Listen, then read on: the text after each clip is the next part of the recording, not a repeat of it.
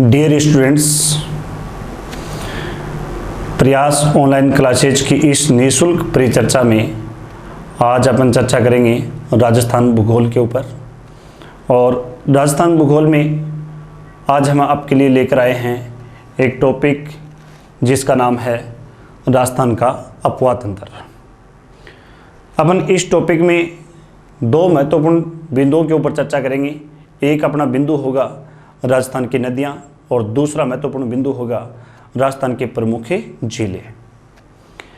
अपने नदी और झीलों के ऊपर चर्चा करने से पहले थोड़ी सी चर्चा अपने राजस्थान में जो सतही जल उपलब्ध है, जो कि नदी झीलों के रूप में है, उसके ऊपर चर्चा कर लेते हैं। अपने भारत में जितना सतही जल उपलब्ध है, उस सतही जल का अपने राजस्थान में केवल और केवल 1.16% ही हिस्सा है। और यही सतही जल अपन को राजस्थान की धरती के ऊपर नदियों के रूप में, यहाँ की झीलों के रूप में देखने को मिलता है। राजस्थान की ये जो नदियाँ हैं, इन नदियों को या इन नदियों के बहाव क्षेत्र को 3 महत्वपूर्ण अपवाह तंत्र में बांटा गया है। राजस्थान की वे नदियाँ जिनका जल प्रत्यक्ष या अप्रत्यक्ष रूप से बंगाल की खाड़ी तक पहुंचता है, उन नदियों का अपवाह क्षेत्र बंगाल की खाड़ी का अपवाह क्षेत्र कहलाता है। जबकि जिन नदियों का जल प्रत्यक्ष या अप्रत्यक्ष रूप से अरब सागर तक पहुंचता है, उन सभी नदियों का बहाव क्षेत्र अरब सागरीय अपवाह तंत्र में शामिल है। जबकि जिन नदियों का जल ना ही बंगाल की खाड़ी में जाता है और ना ही अरब सागर में जाता है, अपितु रेतीले धोरों में विलुप्त हो जाता है या किसी झील में गिरकर जो नदियां नष्ट हो जाती हैं, उन तमाम नदियों का जो अपवाह क्षेत्र है उसको अपन शामिल करते हैं आंतरिक अपवाह तंत्र में। अब ये जो 3 अपवाह तंत्र हैं, इन तीनों अपवाह तंत्रों में अपने राजस्थान में सबसे ज्यादा जल ग्रहण क्षेत्र आंतरिक अपवाह तंत्र का है। ये आंतरिक अपवाह तंत्र राजस्थान के कुल जल ग्रहण क्षेत्र का 60-61% भाग कवर करता है। जबकि सबसे कम जल ग्रहण क्षेत्र अरब सागरीय अपवाह तंत्र का है। यह केवल अपने राजस्थान के कुल जल ग्रहण क्षेत्र का 17% हिस्सा कवर करता है। अपने बंगाल की खाड़ी अपवाह तंत्र की बात करें तो इसका जल ग्रहण क्षेत्र राजस्थान के कुल जल ग्रहण क्षेत्र का लगभग 22-23% है। तो इस प्रकार अपने राजस्थान में सबसे कम जल ग्रहण क्षेत्र अरब सागरीय अपवाह तंत्र का है, जो कि 17% है, और सबसे ज़्यादा जल ग्रहण क्षेत्र आंतरिक अपवाह तंत्र का है, जो कि 60-61% है। जबकि बंगाल की खाड़ी अपवाह तंत्र की बात करें तो इसका जल ग्रहण क्षेत्र 22-23% भाग पर है। किंतु इन तीनों अपवाह तंत्रों में सबसे ज़्यादा मात्रा में जो सतही जल है वो अपने बंगाल की खाड़ी अपवाह तंत्र का है। अपने इन तीनों अपवाह तंत्रों की अपन अलग से विस्तार से व्याख्या कर रहे हैं, जिसमें सबसे पहले अपन परिचर्चा में शामिल करते हैं बंगाल की खाड़ी अपवाह तंत्र को। तो देखते हैं अपन बंगाल की खाड़ी अपवाह तंत्र को। ये जो बंगाल की खाड़ी का अपवाह तंत्र है, इसमें अपने राजस्थान में मुख्यतः कौन कौन सी नदियां हैं? तो उन नदियों में एक तो अपनी नदी आती है चंबल नदी, जो इस अपवाह तंत्र की सबसे महत्वपूर्ण नदी है। दूसरी महत्वपूर्ण नदी आती है कौन सी? बनास नदी। तीसरी काली सिंध नदी। चौथी पार्वती नदी। पांचवी बाणगंगा नदी। छठी है गंभीर, जिसको ऊंटगन नदी भी कहा जाता है। फिर अपनी बेड़च नदी, खारी नदी, कोठारी नदी, परवन नदी, बामनी नदी और डाई नदी। ये तमाम नदियां प्लस इनकी सहायक नदियां, ये बंगाल की खाड़ी अपवाह तंत्र का हिस्सा है। बहुत बार एग्जाम में क्वेश्चन पूछा जाता है कि निम्न में से कौन सी नदी किस अपवाह तंत्र का हिस्सा है? तो यहां पर मोटे तौर पर अपन को ये बातें याद रखनी है कि बंगाल की खाड़ी अपवाह तंत्र में मुख्यतः नदियां कौन कौन सी हैं। तो इसको अपन एक बार वापस रिपीट कर रहे हैं। सबसे पहली नदी है चंबल नदी, दूसरी है बनास नदी, तीसरी है काली सिंध, पार्वती, बाणगंगा, गंभीर, जिसको लोकल लैंग्वेज में ऊंटगन नदी भी कहा जाता है, बेड़च नदी, खारी नदी, कोठारी नदी, परवन नदी, बामनी नदी और डाई नदी।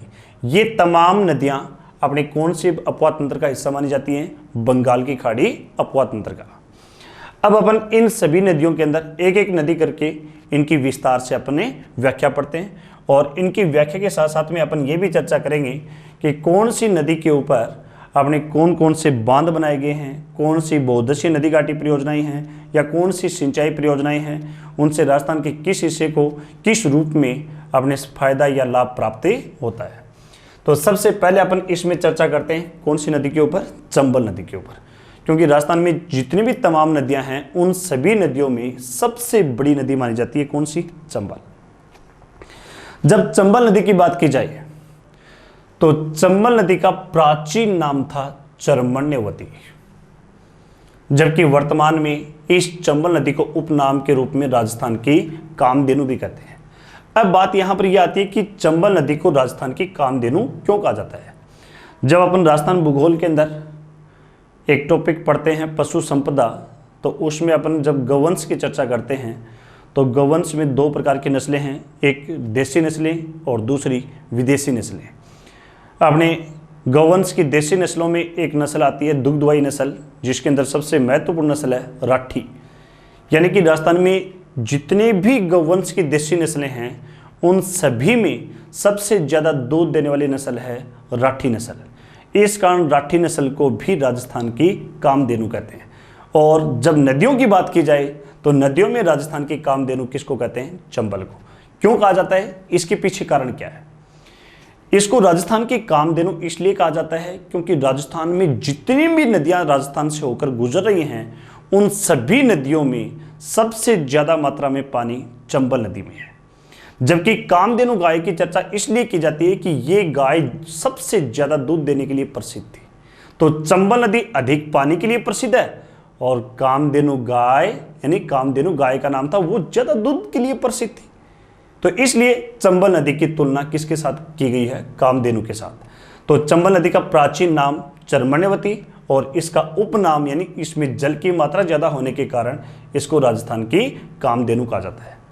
अब अपन यहाँ पर देखते हैं कि ये चंबल नदी कहाँ से निकलती है, अपने राजस्थान के क्षेत्र में कहाँ से किस रूप में बहती है और राजस्थान के धरातलीय क्षेत्र में किस प्रकार का परिवर्तन करती है और लास्ट में किस रूप में ये अपनी यमुना और गंगा के साथ मिलकर अपने बंगाल की खाड़ी तक अपना जल पहुंचाती है।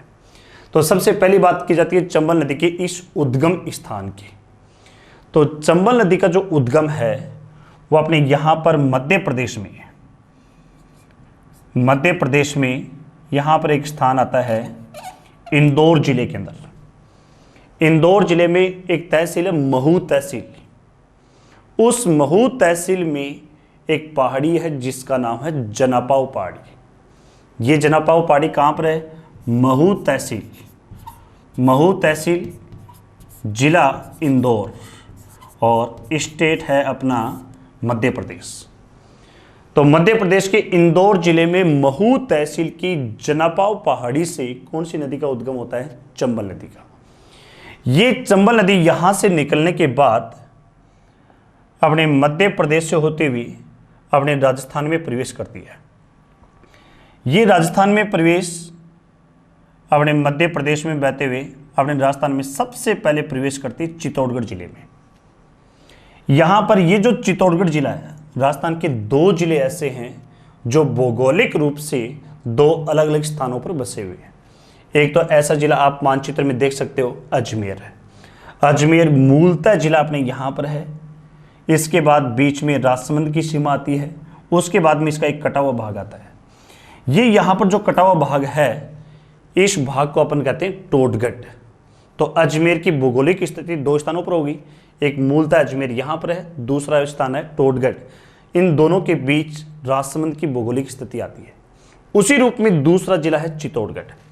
चित्तौड़गढ़ मूलतः यहाँ पर है, इसके बाद यहाँ पर भौगोलिक सीमा आती है भीलवाड़ा की और उसके बाद चित्तौड़गढ़ का कटा हुआ भाग आता है।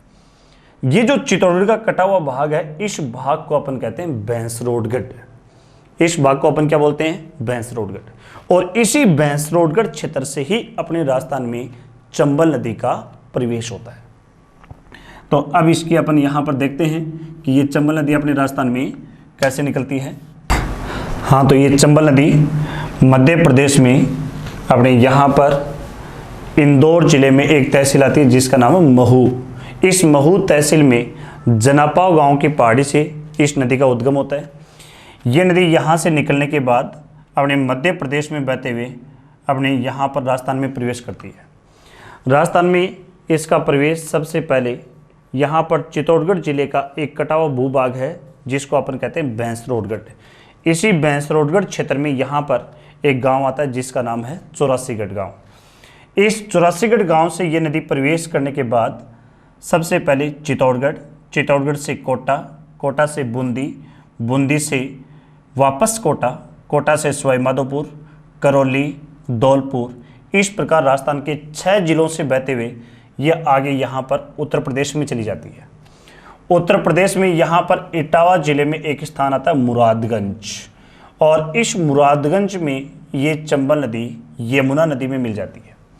यही यमुना नदी आगे चलकर प्रयागराज, जिसका प्राचीन नाम इलाहाबाद, वहाँ पर जाकर ये अपनी गंगा नदी में मिल जाती है, और अंतिम तौर पर गंगा नदी ब्रह्मपुत्र नदी के साथ मिलकर अपना जल बंगाल की खाड़ी तक पहुँचाती है। इस कारण अपनी ये चंबल नदी कौन से अपवातंत्र में आती है? बंगाल की खाड़ी अपवातंत्र में, क्योंकि इस नदी का अप्रत्यक्ष रूप से जल अंतिम रूप में बंगाल की खाड़ी तक पहुँचता है। तो अब बात की जाती है यहाँ पर कि चंबल नदी का उद्गम स्थान कौन सा है। तो चंबल नदी का उद्गम स्थान है जनापाव गांव की पहाड़ी। ये जनापाव गांव की पहाड़ी या जनापाव पहाड़ी मध्य प्रदेश के इंदौर जिले में महू तहसील के अंदर है। यहाँ से इस नदी का उद्गम होने के बाद ये अपने मध्य प्रदेश में मंदसौर और नीमच जिले से बहते हुए अपने राजस्थान में बैंसरोडगढ़ क्षेत्र में प्रवेश करती है। बैंसरोडगढ़ से जाती है कोटा, कोटा से बूंदी, बूंदी से पुनः कोटा, कोटा से सवाईमाधोपुर, सवाईमाधोपुर से करौली, करौली से धौलपुर, और धौलपुर से यूपी में जाकर मुरादगंज के पास में यमुना नदी में मिल जाती है। इस प्रकार चंबल नदी का बहाव क्षेत्र अपने राजस्थान में कुल 6 जिलों में है। 6 जिले कौन कौन से? सबसे पहले बैंसरोडगढ़, ये मुख्यतः कहाँ पर है? चित्तौड़गढ़ में। फिर कोटा, बूंदी, सवाईमाधोपुर, करौली, धौलपुर। तो इस प्रकार इस नदी का बहाव क्षेत्र राजस्थान में टोटल कितने जिलों में है? 6 जिलों में।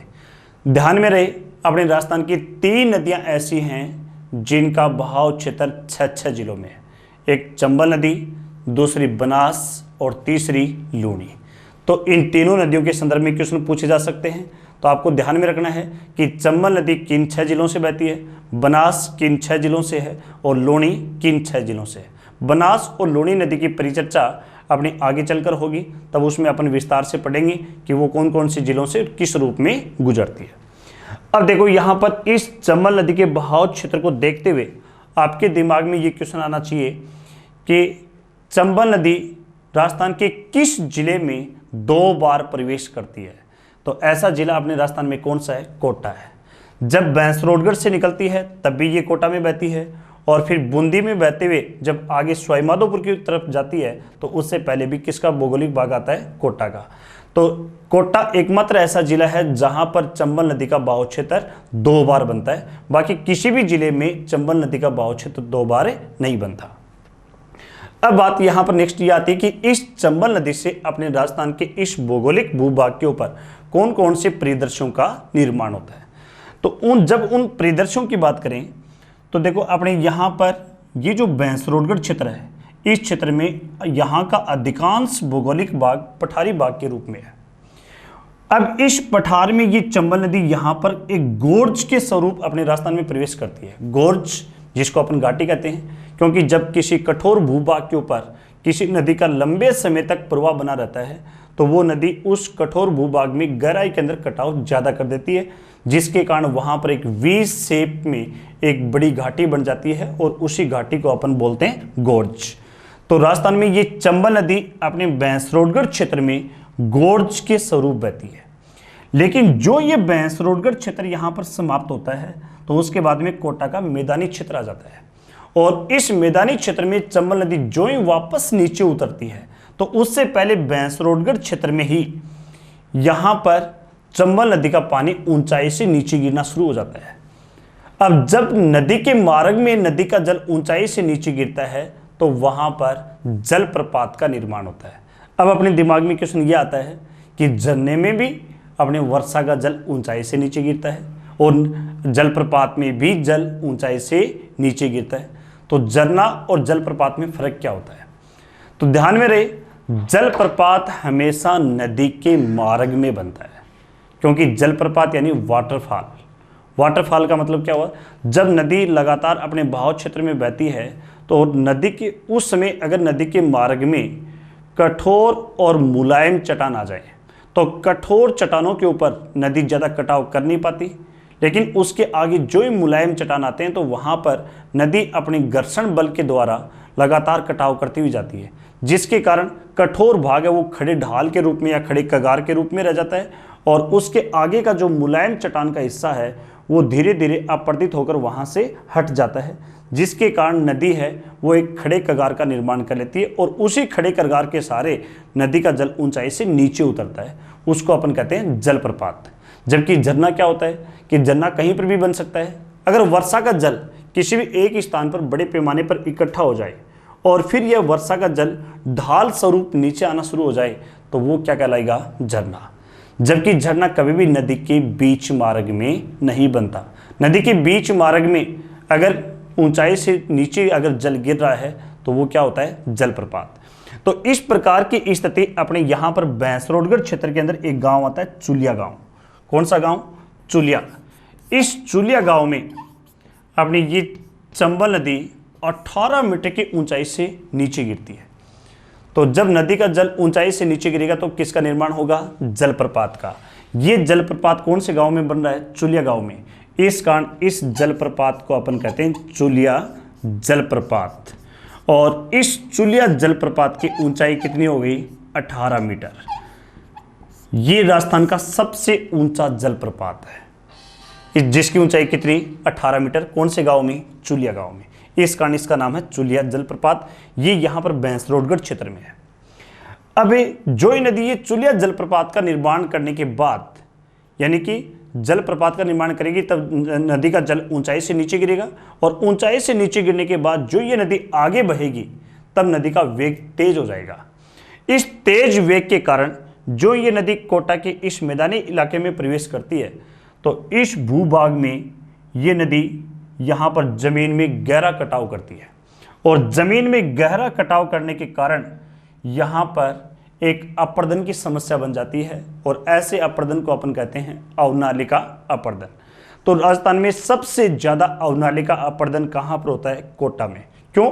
क्योंकि कोटा में ये नदी प्रवेश करने से पहले भैंसरोडगढ़ क्षेत्र में चुलिया जलप्रपात का निर्माण करती है, जिसकी ऊंचाई कितनी है? 18 मीटर। एक तो चंबल नदी में ऑलरेडी पानी की मात्रा बहुत ज्यादा है और दूसरी बात ये बहुत सारा पानी 18 मीटर की ऊंचाई से नीचे गिरेगा और नीचे गिरने के बाद जब आगे बहेगा तो इसका वेग क्या होगा? तेज होगा। और इस तेज वेग के कारण यहाँ पर मैदानी इलाका है, इस मैदानी इलाके में ये नदी जमीन में गहराई तक कटाव करती हुई आगे चलती है, जिसके कारण जमीन में नाली के आकृति में बड़े बड़े खड्डे बन जाते हैं और इन्हीं खड्डों को अपन क्या कहते हैं? अवनालिका अपर्दन।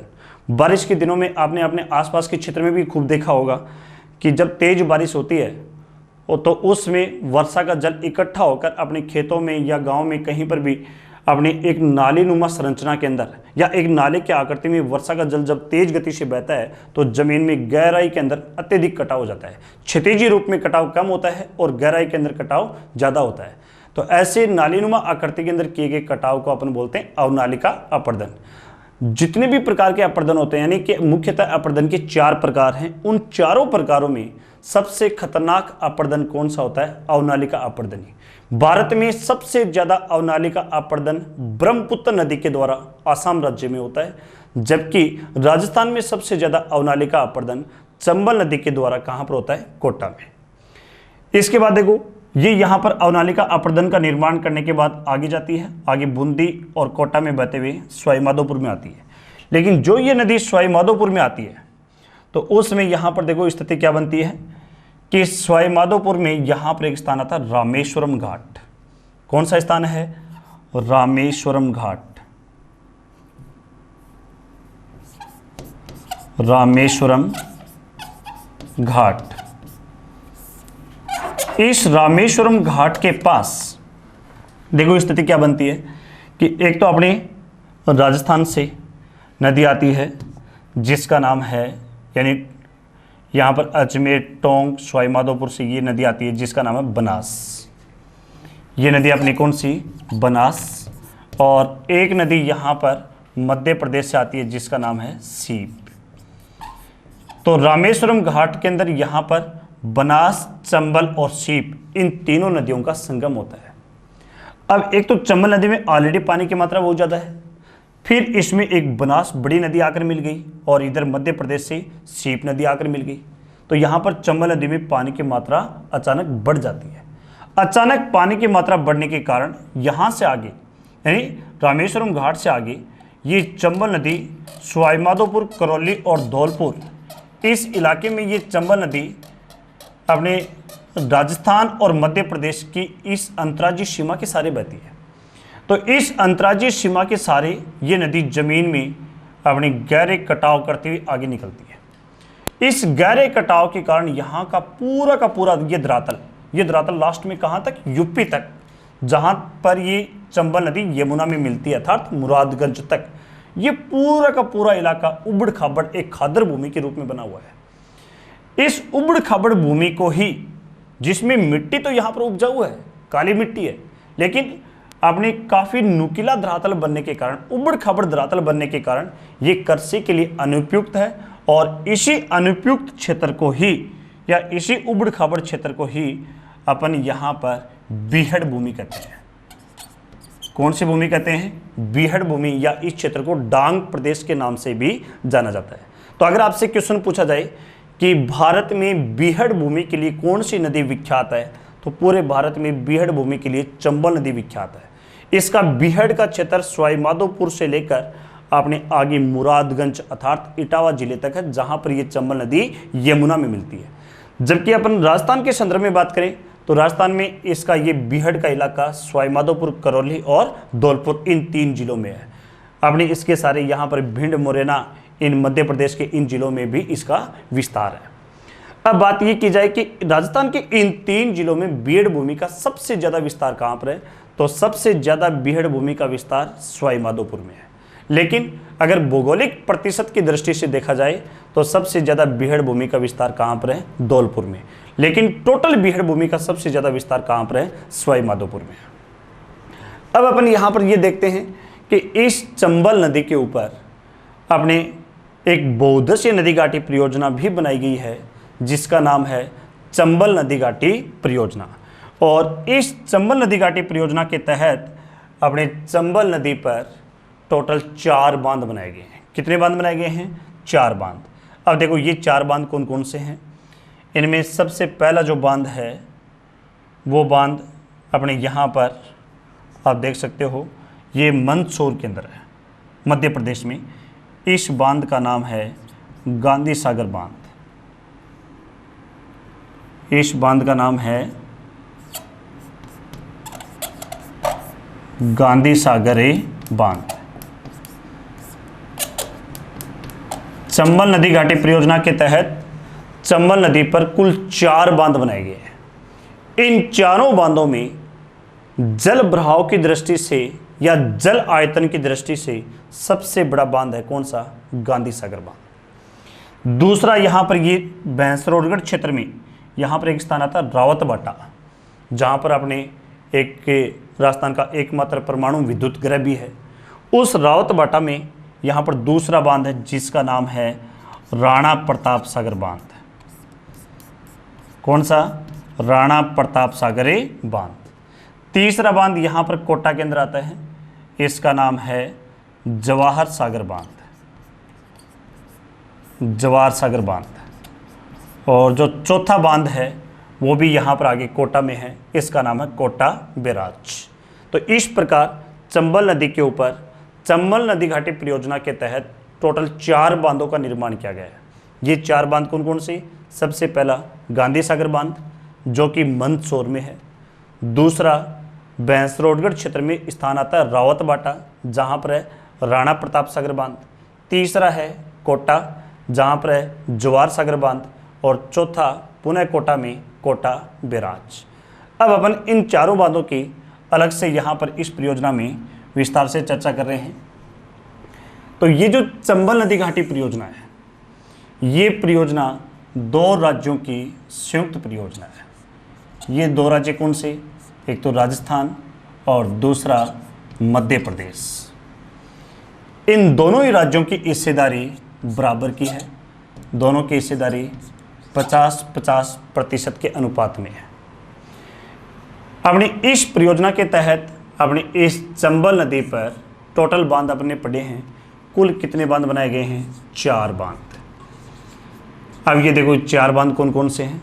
सबसे पहला बांध, वापस चर्चा करते हैं अपन। सबसे पहला बांध है गांधी सागर बांध। कौन सा बांध? गांधी सागरे बांध। ये गांधी सागर बांध कहाँ पर है? मध्य प्रदेश के मंदसौर जिले में है। मंदसौर मध्य प्रदेश में है। दूसरा बांध है राणा प्रताप सागर बांध।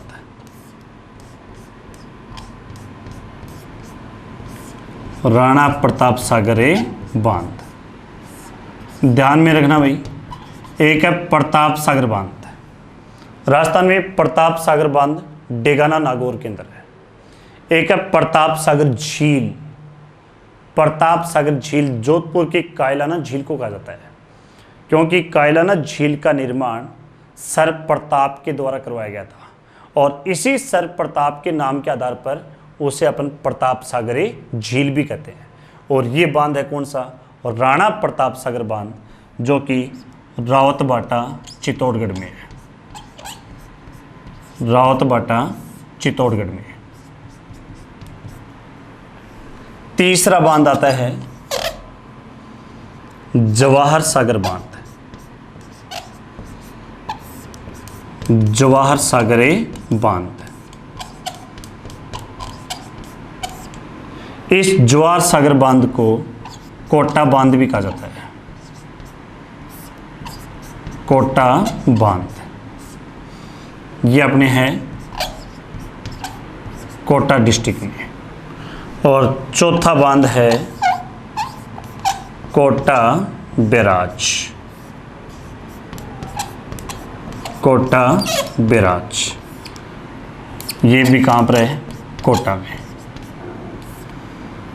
तो इस प्रकार चंबल नदी के ऊपर टोटल बांध कितने हैं? 4। सबसे पहला गांधी सागर बांध, दूसरा राणा प्रताप सागर बांध, तीसरा जवाहर सागर बांध या कोटा बांध और चौथा कोटा बैराज।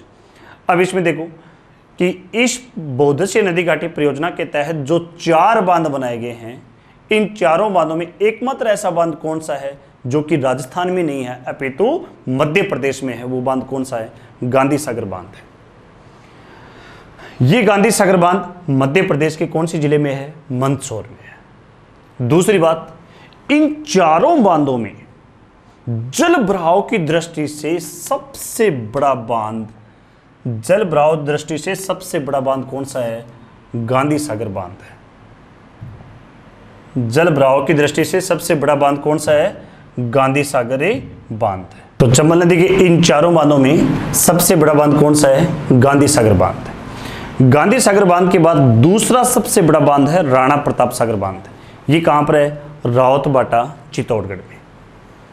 तो अब देखना यहां पर, अगर आपसे क्वेश्चन पूछा जाए कि राजस्थान में जल आयतन की दृष्टि से सबसे बड़ा बांध कौन सा है, या अपन ये कहें कि राजस्थान में जल भराव की दृष्टि से सबसे बड़ा बांध कौन सा है, तो वो सबसे बड़ा बांध कौन सा है? राणा प्रताप सागर बांध है। हालांकि इससे भी बड़ा बांध है गांधी सागर बांध, लेकिन ये राजस्थान में नहीं है अपितु कहां पर है? मंदसौर मध्य प्रदेश में। दूसरी बात, आपसे क्वेश्चन इस रूप में भी पूछा जा सकता है कि चंबल नदी पर उद्गम क्षेत्र से बहाव क्षेत्र की ओर बांधों का सही क्रम बताइए। तो अगर उद्गम क्षेत्र से बहाव क्षेत्र की ओर बांधों का सही क्रम पूछा जाए तो आपको इन चारों का यही क्रम बताना है।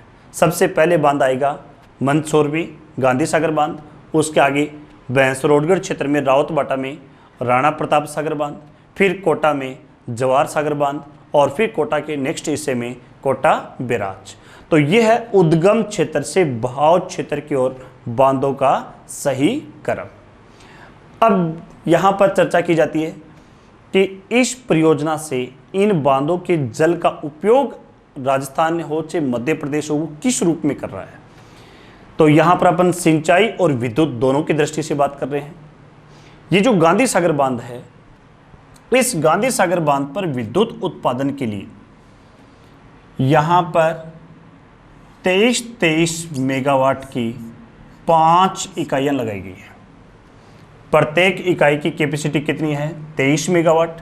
टोटल इकाई कितनी है? 5। तो यहाँ से टोटल विद्युत का प्रोडक्शन, या अपन ये कहें कि इसकी कुल विद्युत उत्पादन क्षमता 115 मेगावाट है। गांधी सागर बांध है, इसकी कुल विद्युत उत्पादन क्षमता कितनी? 115 मेगावाट, क्योंकि यहाँ पर 23 मेगावाट की टोटल इकाई कितनी है? 5। फिर राणा प्रताप सागर बांध की बात करें तो यहाँ पर 43 मेगावाट की 4 इकाइयाँ हैं। तो इसकी कुल विद्युत उत्पादन क्षमता हो गई 172 मेगावाट, क्योंकि 43 मेगावाट की टोटल इकाई कितनी है? 4। जवाहर सागर बांध है, यहाँ पर 33 मेगावाट की 3 इकाइयाँ हैं। तो इसकी कुल विद्युत उत्पादन क्षमता है 99 मेगावाट। जवाहर सागर बांध के ऊपर विद्युत उत्पादन के लिए 33 मेगावाट की कितनी इकाई लगेगी? 3। इस कारण इसकी टोटल विद्युत उत्पादन क्षमता कितनी होगी? 99 मेगावाट। जबकि अपन कोटा बैराज की बात करें तो कोटा बैराज पर आपने 00 मेगावाट की 00 इकाई, जिससे विद्युत का उत्पादन 000 मेगावाट, अर्थात इस कोटा बैराज से किसी भी प्रकार का विद्युत का उत्पादन नहीं होता, क्योंकि ये एक क्या है? बैराज। और बैराज का अर्थ होता है कि जल संग्रहण की वह विशाल राशि जिसके जल का उपयोग मुख्यतः सिंचाई के लिए किया जाता है। जल संग्रहण की वह विशाल राशि जिसके जल का उपयोग मुख्यतः किसके लिए होता है? सिंचाई के लिए होता है। उस राशि को अपन क्या बोलते हैं? बैराज। तो ये एक बैराज है, यहाँ पर विद्युत का उत्पादन नहीं होता। तो अगर आपसे ये क्वेश्चन पूछा जाए कि चंबल नदी का वह बांध जहाँ से विद्युत का उत्पादन नहीं होता, तो आपको बताना है ऐसा जलाशय कौन सा है? कोटा बैराज है, जहाँ से विद्युत का उत्पादन नहीं होता। बाकी गांधी सागर बांध से भी विद्युत का उत्पादन है, राणा प्रताप सागर बांध से भी है, जवाहर सागर बांध से भी है। इनमें सबसे ज़्यादा विद्युत का उत्पादन होता है राणा प्रताप सागर बांध से, जिसकी टोटल विद्युत उत्पादन क्षमता कितनी है? 172 मेगावाट है। अब अगर अपन इनकी टोटल कैपेसिटी की बात करें तो गांधी सागर बांध की total capacity 115 megawatt, Rana Pratap Sagar बांध की कैपेसिटी है 172 मेगावाट और जवाहर सागर बांध की कैपेसिटी है 99 मेगावाट। तो इनकी टोटल कैपेसिटी हो गई 386 मेगावाट। अब आपने शुरुआत में पढ़ा था कि ये चंबल नदी घाटी परियोजना राजस्थान और मध्य प्रदेश दोनों की संयुक्त परियोजना है और इसमें हिस्सेदारी भी दोनों की बराबर है। अतः इस परियोजना में अपने राजस्थान को जो विद्युत की आपूर्ति होनी चाहिए वो 386 का 50% अर्थात 386 का 50% अर्थात कितनी आपूर्ति होनी चाहिए? 193 मेगावाट। तो यहाँ पर ये काफ़ी इंपॉर्टेंट क्वेश्चन बनता है कि चंबल नदी घाटी परियोजना से अपने राजस्थान को कुल कितनी विद्युत प्राप्त होती है? तो कितनी विद्युत प्राप्त होनी चाहिए? 193 मेगावाट। जबकि चंबल नदी घाटी परियोजना से राजस्थान में विद्युत का उत्पादन कितना हो रहा है? तो ये बांध भी राजस्थान में है, ये बांध भी राजस्थान में है। तो राणा प्रताप सागर बांध से 172 मेगावाट और जवाहर सागर बांध से 99 मेगावाट। तो इन दोनों को मिलाकर आपने टोटल हो जाएगा 271 मेगावाट। तो राजस्थान में टोटल जो विद्युत का उत्पादन होता है इस परियोजना के तहत वो होता है 271 मेगावाट। जबकि राजस्थान को लाइट मिलनी कितनी चाहिए? 193 मेगावाट, क्योंकि राजस्थान का हिस्सा कितना है? 50%। तो ये तो चर्चा हुई अपनी किसकी? विद्युत की। अब अपन यहाँ पर चर्चा करते हैं इस कोटा बैराज की, क्योंकि इन तीनों से तो विद्युत का उत्पादन हो रहा है। तो फिर कोटा बैराज है तो इसका मुख्य उद्देश्य है सिंचाई। तो कोटा बैराज से अपने राजस्थान को और मध्य प्रदेश को, इन दोनों को सिंचाई का लाभ कैसे प्राप्त होगा। तो उसमें ये देखने से पहले एक बार थोड़ी सी चर्चा अपन यहाँ पर करते हैं। तो देखो कोटा बिराज है कहाँ पर, कोटा बिराज कोटा के इस हिस्से में है जो कि बूंदी और सवाई माधोपुर के बीच में यहाँ पर है। यहाँ पर ये कोटा बिराज है। तो कोटा बिराज के इधर यहाँ पर कोटा, बारा और मध्य प्रदेश का इलाका है, इधर कोटा और बूंदी का इलाका है। तो ये जो कोटा बिराज है, इस कोटा बिराज से सिंचाई के लिए 2 नहरें निकाली गई। सिंचाई के लिए नहर टोटल कितनी निकाली गई? 2। एक नहर का नाम है दाई नहर और दूसरी नहर का नाम है बाई नहर। जो नहर कोटा बिराज के राइट साइड में निकाली गई है वो तो है अपनी दाई नहर, और जो लेफ्ट साइड में निकाली गई है वो कौन सी है? बाई नहर। अपने इस कोटा बिराज के राइट साइड में जो दाई नहर निकाली गई है, इस दाई नहर से कोटा, बारा व मध्य प्रदेश स्टेट में सिंचाई का लाभ प्राप्त होता है, जबकि बाई नहर से सिंचाई का लाभ अपने राजस्थान में कोटा व बूंदी जिले को प्राप्त होता है। तो बाई नहर से सिंचाई का लाभ किसको मिलता है? कोटा और बूंदी को, और दाई नहर से सिंचाई का लाभ कोटा, बारा और मध्य प्रदेश को प्राप्त होता है। अपने इस दाई नहर की अपने राजस्थान में जो लंबाई है वो केवल 124 किलोमीटर है, जबकि इसकी मध्य प्रदेश में जो लंबाई है वो राजस्थान से जस्ट दोगुनी है। तो जस्ट दोगुनी कितनी होगी? 248 किलोमीटर। तो दाई नहर की कोटा और बारा अर्थात राजस्थान में इसकी लंबाई कितनी? 124 किलोमीटर, और मध्य प्रदेश में इसकी लंबाई कितनी है? 248 किलोमीटर। जबकि बाई नहर की बात करें तो इसकी लंबाई कोटा और बूंदी अर्थात ये पूरी की पूरी नहर कहाँ पर है? राजस्थान में है, और राजस्थान में इसकी लंबाई कितनी है? 178 किलोमीटर है। इस प्रकार अपने राजस्थान में कोटा बिराज से, राजस्थान और मध्य प्रदेश के लिए कोटा बिराज से ये जो 2 नहरें निकाली गई हैं सिंचाई के लिए, दाई और बाई नहर, इन दोनों नहरों की अगर चर्चा की जाए तो राजस्थान में 3 जिलों को सिंचाई का लाभ मिलता है। एक तो कोटा, एक बारा और एक बूंदी। और इन तीनों जिलों में सबसे ज़्यादा मैदानी भूमि कहाँ पर है? बूंदी में है। इस वजह से सिंचाई का लाभ भी सबसे ज़्यादा कौन से जिले को प्राप्त होता है? बूंदी जिले को प्राप्त होता है। अपने बूंदी जिले में सबसे ज़्यादा सिंचाई का लाभ प्राप्त होने के कारण ही यहाँ पर चावल की खेती खूब होती है, यहाँ पर ही कपास की खेती भी खूब की जाती है, और यहाँ पर ही गन्ने की खेती भी खूब होती है। तो अपने बूंदी जिले के अंदर जो चावल, कपास, गन्ना, इसकी खेती का जो मुख्य आधार है वो चंबल नदी की जो नहरें निकाली गई हैं, स्पेशली नहर कौन सी? बाई नहर। इन नहरों के कारण ही अपने यहाँ पर अपनी चावल, कपास, गन्ना जैसी मुख्य फसलों को सिंचाई का लाभ प्राप्त होता है। तो इस प्रकार अपने बंगाल की खाड़ी अपवाद तंत्र की सबसे महत्वपूर्ण नदियों में एक नदी शामिल थी, कौन सी? चंबल, जिसकी अपने यहाँ पर आज विस्तार से चर्चा की है। अब अपन नेक्स्ट वीडियो के अंदर चर्चा करेंगे अपने राजस्थान की दूसरी महत्वपूर्ण नदी, जिसका नाम होगा बनास। नमस्कार।